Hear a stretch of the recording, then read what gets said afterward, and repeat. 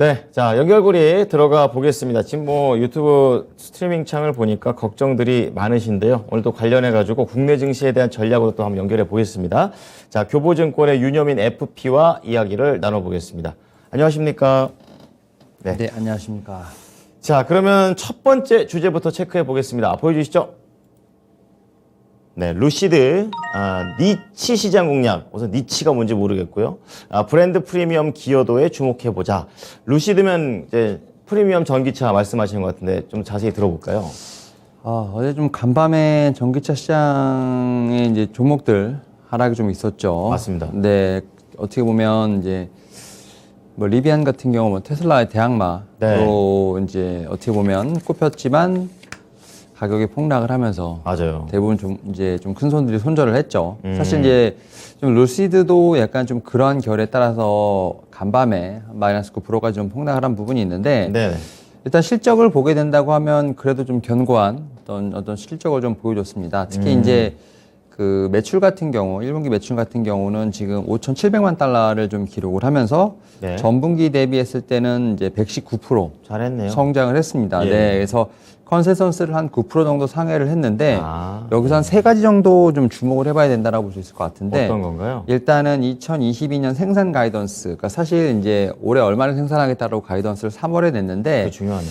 일단은 좀 하향은 했어요. 3월에 한 12,000에서 14,000 하향했는데 이제 네. 일단은 그 수준을 유지하기로 했다. 뭐 이거 5월에 좀 발표했으니까, 그러니까 예. 결국은 이 가이던스를 계속 이제 어떻게 보면은 유지하겠다는 것 자체는 뭐 배터리라든지 네. 원재료가 좀 확보되어야 되는 상황에서 그렇죠. 그래도 어느 정도는 선방한 거 아닙니까? 예, 좀 선방을 했고 네. 이제 좀 이런 가이던스를 지키려고 노력을 하겠다라고 좀 얘기가 나온 것 같고 특히 이제 1분기에 한 360대 정도 좀 차량을 인도를 하면서 지금 700대 정도 차량을 다 생산을 했고요. 네. 지금 4월에만 해도 또 300대 정도를 좀 인도를 하면서 일단은 인도량 같은 경우는 좀 빠르게 개선된 추이를 좀 보이고 있다는 측면에서 봤을 때 네. 첫 번째로 좀 가이던스는 좀 지키려고 하는 부분이 있다라고 볼 수 있을 것 같고 두 번째로 이제 이 회사가 이 사우디아라비아의 국고 펀드를 좀 받았습니다. 그렇죠. 네, 10억 달러 이상 좀 받았는데 지금 해외 첫 공장도 이제 사우디아라비아에 지금 질 예정입니다. 그렇군요. 예정인데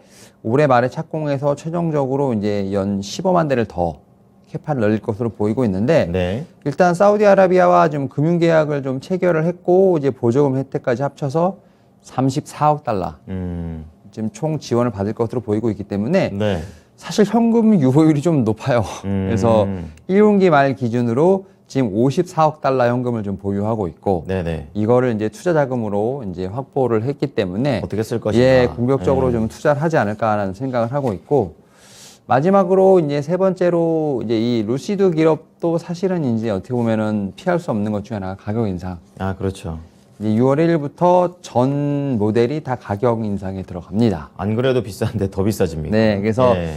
기존 대비 11에서 13% 정도 상승이 나올 것으로 보이고 있는데 네네. 사실은 리비안이 한 20% 정도 인상을 하고 네. 테슬라 이제 모델 5 같은 경우 25% 인상을 했기 때문에 25%나 그 인상폭에 비하면 좀 낮은 인상폭, 상대적인 거죠. 상대적인 거죠. 예.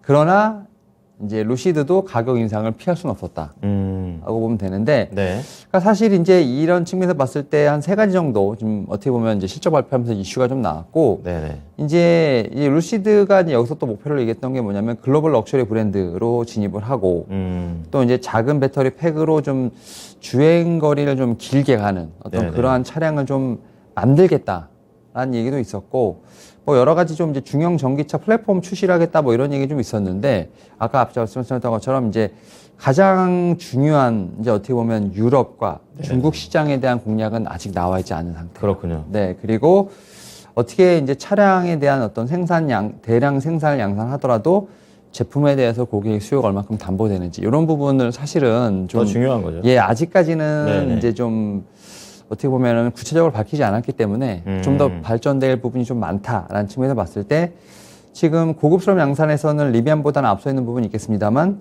어떻게 보면 이제 핵심 시장을 좀 피해갔다는 측면에서 봤을 때 네, 아쉬움이 있네요. 향후에 어떻게 이제 프리미엄으로서 이제 클 수 있는지에 대한 그런 전략이 필요한가 아닌가라는 생각을 하면서 그렇군요. 일단은 계속 과매도 구간에 좀 들어가는 상태다. 네. 다만 이제 이런 실적이라는 걸 봤을 때는 충분히 반등의 여지는 좀 있지 않을까 좀 말씀을 좀 드려보도록 하겠습니다. 뭐 최소한 기술적인 반등 정도는 노려볼 수 있다 이렇게 좀 말씀을 해주셨는데 그렇다면 국내에서는 관련된 종목들 어떻게 좀 찾아봐야 될까요? 최근에 이제 자동차 섹터가 좀 움직이기 시작을 했죠. 예. 그리고 이제 좀 2차 전지 쪽에 대한 어떤 좀 매기세가 좀 같이 좀 돌고 있는 부분이 있는데 저는 이제 전기차 이제 뭐 현대차 기아는 충분히 좀 소개를 시켜드렸던 것 같고 네네. 제가 이제 소개시켜드릴 쪽은 이제 2차 전지 쪽 특히 이제 양극재 쪽에 이제 코스모 신소재를 네. 좀 한번 좀 먼저 말씀을 드려보도록 할게요. 이제 코스모 신소재 같은 경우는 사실 어제 폭락장에 또 잘 견뎠죠. 그렇죠. 의미가 있는 거죠. 이제 실적도 잘 나왔고 그다음에 이제 MLCC 이형 필름 쪽으로도 지금 생산을 하려고 하는 부분이 있기 때문에 네. 양극재로만 좀 보기에는 약간의 좀 무리는 있습니다. 또 여기다 또 이제 코스모 화학이라는 또 이제 계열사 쪽도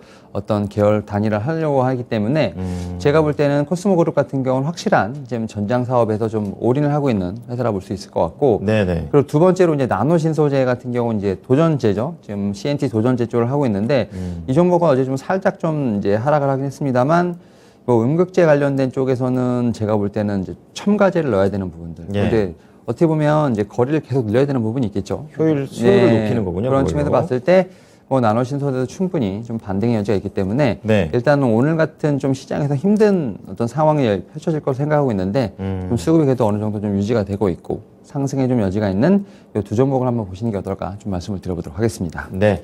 오늘 뭐 전기차와 관련된 종목들이 안 좋았습니다. 하지만 그 세부적으로는 내부적인 모멘텀들은 있었다라는 부분으로 해서 루시드 모터스를 이제 코스모 신소재와 나노 신소재 쪽, 2차 전지 소재 쪽으로 연결을 해 봤습니다. 자, 두 번째 이슈 체크해 보겠습니다. 공개해 주시죠. 자, 두 번째는요, 이제 포티넷이라는 그런 종목과 관련된 내용인데요. 우선 좀 생소하다라는 좀 생각이 좀 있고요. 경쟁력이 1분기 때 입증을 시켰고, 또 앞으로에 대한 주가 방향성을 긍정적으로 기대해 볼 만하다. 이렇게 얘기했는데, 우선 회사가 어떤 회사지부터 좀 궁금합니다. 이제 네트워크 보안 서비스 쪽인데, IT 쪽이군요. 최근에 뭐 이제 사이버 공격에 관련된 우려가 좀 많이 있기 때문에, 네. 그런 측에서 봤을 때, 이 회사의 뭐 솔루션, 경쟁력, 플랫폼에 대한 부분은 확실히 좀 주목을 받고 있는 상황입니다. 다만 이제 그럼에도 불구하고 네. 좀 시장의 조정 여파에 좀 이제 많이 밀리고 있는 상황이라 볼 수 있을 것 같은데 1분기 실적이 나왔는데 1분기 같은 경우는 뭐 주요 지표가 모두 시장 예상치를 상회하는 호실적을 좀 거뒀습니다. 특히 네. 이제 매출 같은 경우는 이제 9억 달러가 좀 넘었고요. 그러다 보니까 전년 동기 대비했을 때 거의 34% 이상 증가하는 좀 모습을 좀 보였습니다. 그리고 이제 계약 체결 잔고 같은 경우도 1억 2천만 달러가 좀 넘으면서 네. 사실은 실적에 대한 가시성이 상당히 높은 종목이라 볼 수 있을 것 같고 그렇군요. 또 이제 동사가 자체적으로 설계한 이제 자체 칩을 기반으로 한 제품이 좀 만들어지면서 같은 가격군 경쟁사 제품 대비했을 때 좀 성능도 높고 단가도 싼 경쟁력이 있네요. 네, 그런 이제 측면이다 보니까 네네. 대기업들이 상당히 좀 선호를 하고 있고 뭐 부킹이 65% 정도까지 올라갈 정도로 대기업은 상당히 좀 사이버 보안에 대한 부분에서 지금 이 회사를 선호를 하고 있다라고 볼 수 있을 것 같습니다. 네네. 그리고 이 회사 같은 경우는 연간 가이던스를 좀 상향 조정을 했습니다. 그래서 오히려 매출 같은 경우는 뭐 44억 달러까지. 그래서 네네. 지금 작년 대비했을 때 거의 31% 성장이 좀 가능하지 않을까라는 좀 얘기도 하고 긍정적이네요. 있고. 네. 그다음에 이제 랜선 쪽에서의 어떤 보안 솔루션도 지금 제공을 하고 있는데 앞서 말씀드렸던 자체 어떤 개발 칩까지 좀 활용을 한다면 향후에 지금 5년 정도 성장을 좀 보게 된다고 하면 지금 한 40% 가까이 연평균 성장률이 좀 상당히 높게 찍히는 어떤 그러한 어떤 사업권을 가지고 있다라고 좀 말씀을 드릴 수 있을 것 같습니다. 그렇군요. 그래서 보안 운영 기술 쪽에서는 상당히 좀 성장성이 높기 때문에 오히려 적극적으로 좀 투자를 하고 담아봐야 할 어떤 종목이 아닐까라는 좀 생각을 하고 있는데 네. 다만 이제 이 회사 같은 경우도 이제 뭐 소프트웨어 쪽도 있겠습니다만 뭐 하드웨어 쪽도 있다 보니까 부품에 대한 가격, 그다음에 물류 배송 비용 상승 같은 이제 공급망 이슈가 좀 있습니다. 부담이 있긴 하네요. 그래서 이러한 이슈 같은 경우는 하반기까지 이어질 것으로 보이고 있는데 이런 부분을 어떻게 실적으로 좀 이제 메꿀 수 있느냐가 좀 중요할까 생각이 들고 있고 그렇군요. 그리고 이제 전체적으로 이제 보게 되면 이제 실적이 1분기에 호실적을 좀 달성을 했고, 그 다음에 올해 가이던스도 상향을 했고, 네. 그 다음에 확실한 어떤 실적의 가시성이 보임에도 불구하고 시장이 전체적으로 좀 밀리다 보니까 좀 같이 밀리는. 근데 지금 이제 네트워크 보안 시장에서 동사의 어떤 경쟁력은 확인을 했기 때문에 네. 충분히 좀 주가에 대한 업사이드는 있지 않을까 좀 생각을 하면서 오히려 이제 조정시마다 분할 매수 관점으로 보시는 게 어떨까라고 좀 말씀을 드려보도록 하겠습니다. 네, 지금 뭐 기업의 가치가 뭐 무너졌다라기보다는 시장의 분위기가 안 좋기 때문에 그 기업의 가치가 빛이 나지 않고 있다 정도로 해석을 해보시면 되겠습니다. 포티넷 관련해서 국내에서는 어떤 쪽으로 연결을 해볼까요? 지금 말씀하셨던 것처럼 이제 네트워크 보안 솔루션 쪽으로는 사실은 조금 생소한 기업들이 좀 많이 있습니다. 네, 처음 듣는 게 있네요. 그래서 윈스라는 종목이 좀 하나 있는데요.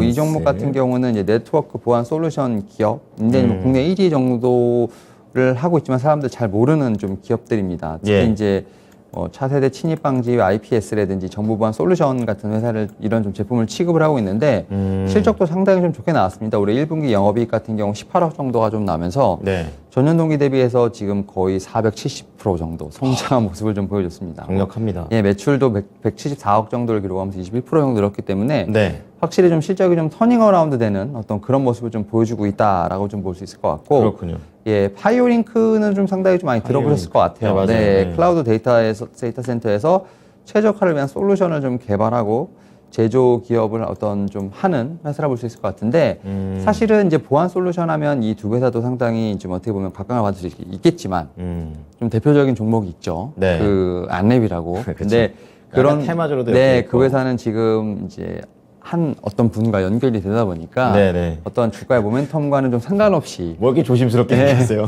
많이 좀 움직이고 예. 또 이제 좀 출마 선언을 하시다 보니까 그렇죠. 예. 네, 그러다 보니까 오히려 이제 그런 쪽에서 봤을 때 이제 이런 종목들이 좀 뭐 우리가 흔히 말해서 좀 이제 테마의 대장주가 움직이면 그렇죠. 같이 움직일 수 있지 않을까라는 측면에서 좀 기대를 할 수 있겠습니다만 그렇게도 접근을. 예, 어떤 그런 측면보다는 확실히 이제 네트워크 솔루션에 대한 부분에 좀 이제 보안 쪽 이런 쪽으로 해서 좀 어떤 기업의 좀 가치를 좀 보신다고 한다면 네. 오히려 좀 저는 이제 그러한 좀 거품을 좀 걷어낸 상태에서 들어가시는 게 어떨까라는 좀 생각을 하면서 네. 이 두 종목을 좀 말씀을 좀 드려보도록 하겠습니다. 네, 오늘 윤여민 팀장의 이제 두 가지 이슈 모두 다 이제 시장의 분위기와는 다르게 내부적으로 괜찮은 종목들은 계속 가고 있기 때문에 준비하자라는 관점에서 두 이슈를 좀 준비를 해 주셨습니다. 오늘 내용 잘 참고하겠습니다. 네, 감사합니다.